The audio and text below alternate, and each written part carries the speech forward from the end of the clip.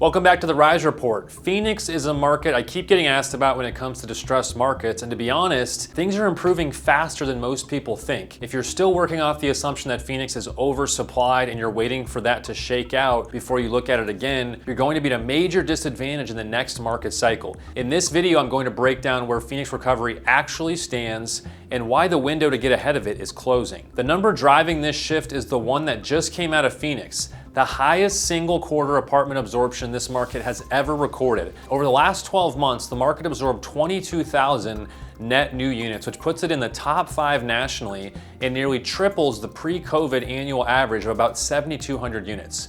Population growth is still top 3rd nationally, and the 2026 forecast has close to 32,000 new jobs coming online, up 1.3% year over year. What this is telling us is that people are still choosing Phoenix and employers are still following them there. Now on the supply side, what's being delivered in 2026 is about 15,900 units, which is a 3.5% expansion of the existing base. That's still enough to keep trailing rent growth negative at the market level. But the forecast has effective rents reaching $1,500 by December, which is a 2.8% increase, and that's the number I'd focus on.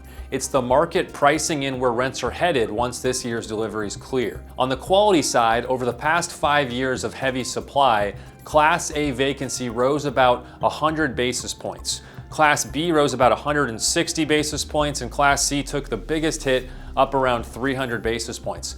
That gap tells you renters kept reaching for newer, better built product through the entire supply wave. Now looking at the market overall, vacancy is now down 70 basis points year over year to 5.4%. On the capital side, the interesting piece right now is who's showing up. Transaction velocity has been climbing through the year that ended in March, though it's still running below the 2015 to 2019 average, with the $1 million to $10 million tranche lagging the most. The bigger signal is the semiconductor cluster anchoring the long-term case here.